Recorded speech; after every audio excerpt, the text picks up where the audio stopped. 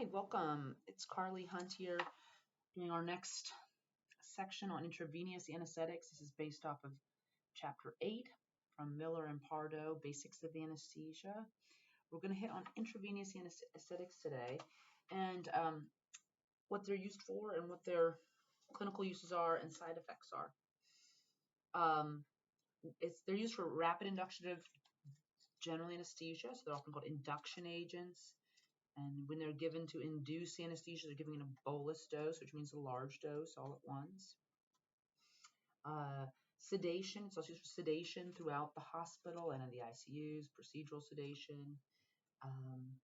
Also used to maintain anesthesia. So maintenance of anesthesia means you'd put them off to sleep with a big induction dose or bolus of propofol, and then you run an infusion of propofol to maintain the anesthetic, that is to keep the person asleep. There's two different types that are talked about in our chapter. We're really going to focus on the details of propofol, and then I'm going to compare these last four, describe them and compare them to propofol as a way to kind of just frame this. I'm not going to talk about barbiturates. They're not commonly used in clinical practice anymore, and I think we'll just kind of skip it.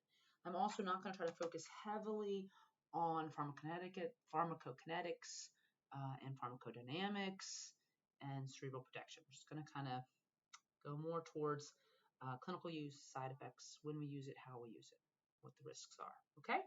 So propofol is the most frequently used anesthetic drug for induction of anesthesia. So you'll see lots of 20 ml syringes full of propofol that will push through the IV before placing a breathing tube or placing an LMA.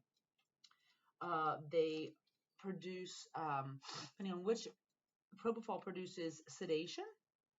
It doesn't have any analgesic effects, so there's no pain relieving effects with propofol.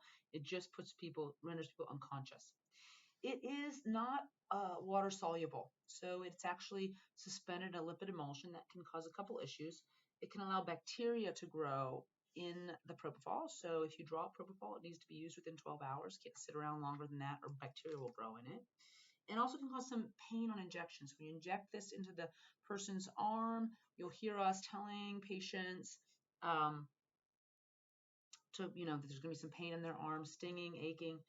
Great question to ask anesthesiologists would be, how do you try to prevent that discomfort with injection with propofol? And they should give you some good ideas on that. Propofol, so I told you I'm not going to do a whole lot on pharmacokinetics and pharmacodynamics, but here's a bit, is rapidly redistributed from the site of action. So the site of action that it works in is in the brain. That's where it puts you to sleep, affecting GABA receptors. And in given a bolus dose, it rapidly equilibrates away from brain tissue, okay, back out into peripheral tissues, skeletal, muscle, things like that, which allows it to stop working quickly. So you can give a bolus dose of propofol in about 8 minutes, the person will be awake again. It's also rapidly metabolized and clears. It's metabolized in the liver and some in the lung, and then it's cleared by the kidneys. So the rapid redistribution allows for quick offset of action, and the clearance, relatively fast clearance of propofol, allows for the decreased hangover effect. So it doesn't have you feeling groggy for the whole day like some other IV anesthetics would. The site of action is the GABA receptors, and that's where most IV anesthetics work. The GABA receptors are in the brain. They are inhibitory receptors, so they are activated by propofol. Propofol does cause a lot of hypotension, and everybody's preparing after induction for hypotension. And another great question for your preceptors would be, if you know propofol is coming in, how are you preparing for that? What are you going to give? What do you do to try to prevent that? It does cause hypotension by causing vasodilation, decreasing SVR. Okay, so we're thinking back to our cardiac physiology lecture, decreasing systemic vascular resistance causes a decrease in MAP. Okay, it also blunts many important reflexes.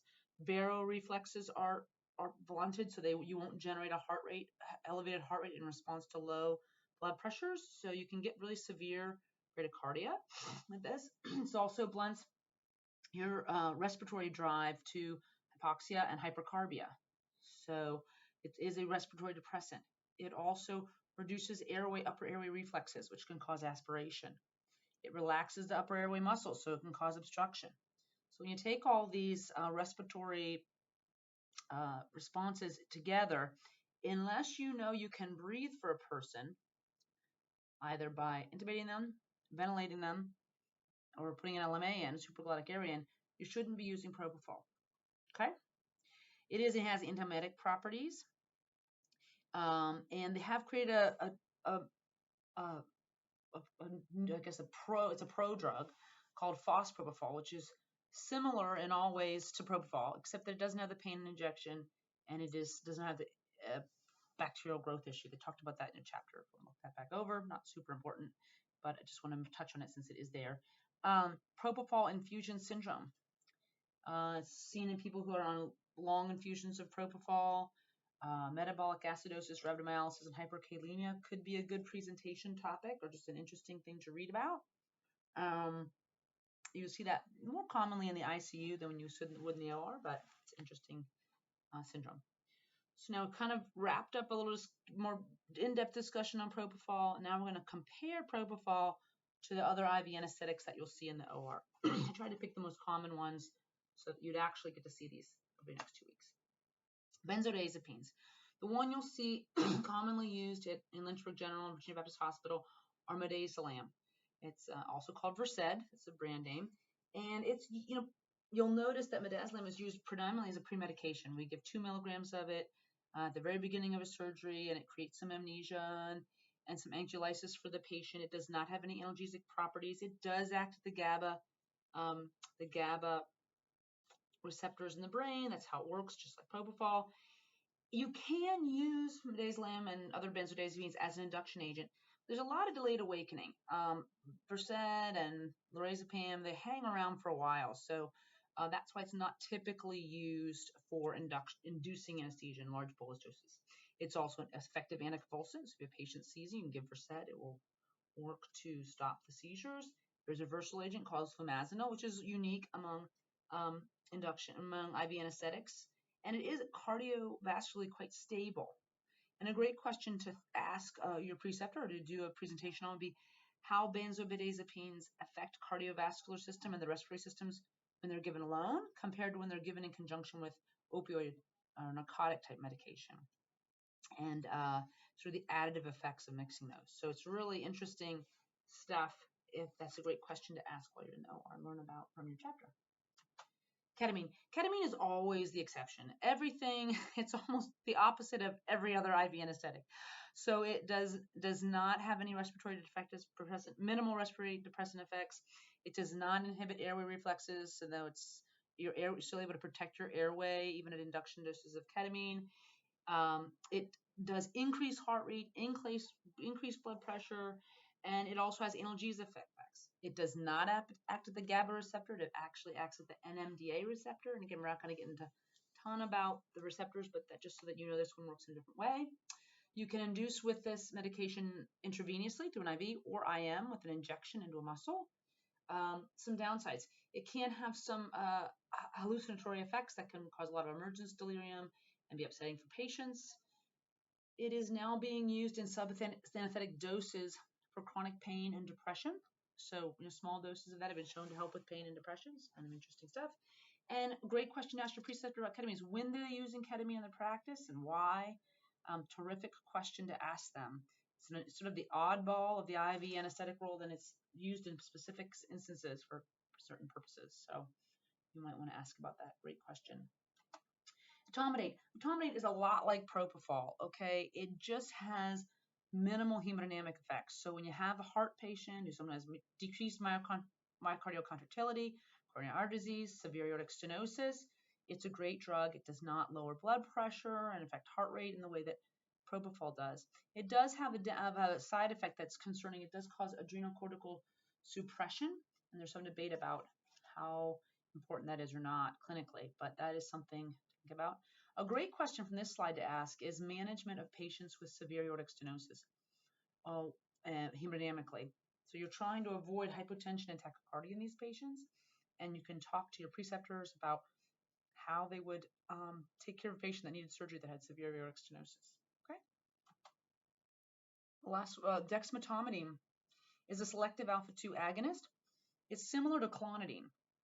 Think about clonidine. Clonidine is an alpha-2 agonist as well, and it's been known for a long time that people that take clonidine chronically have a lower anesthetic need. So they developed this as a way to become a sedative using that same principle. Its active site is not GABA, it's central alpha-2 receptors. You have to remember there's also peripheral alpha-2 receptors, which can affect the hemodynamics of dexmedetomidine. Touch on a minute.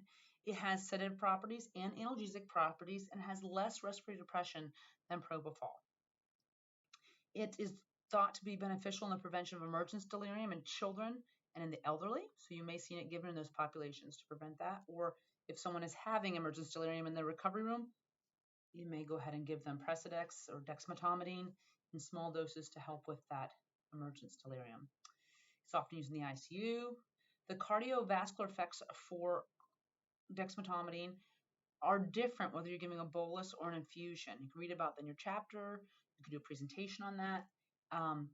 And that when it's used as an adjunct to general anesthesia, profound bradycardia can occur. So you have to really monitor the patients for that when you're using it as an adjunct to anesthesia. Final is balanced technique. I think you've been reading about in the inhaled anesthetic chapter and the IV anesthetic chapter, there's a balanced technique that's coming forward as a potential way to minimize side effects from certain classes of drugs and still keep people asleep and have them wake up a little nicer. And I'm just going to talk a little bit what that is and why more anesthesiologists are using it. It's basically using a combination of propofol with other IV anesthetics, inhaled anesthetics, and opioids. If you use only propofol to maintain anesthesia, meaning to keep the person asleep, it's called a TIVA, total intravenous anesthetic. And it's thought to be better in that you can reduce postoperative pain scores, postoperative opioid use is supposed to be decreased, lessen emergence delirium, nausea, and have a faster discharge from recovery area. So you can talk to people. You might notice that people are using different amounts of different types of anesthetics, and that's called the balance technique, and you can ask people about it. Thanks so much. Hope this was helpful for you.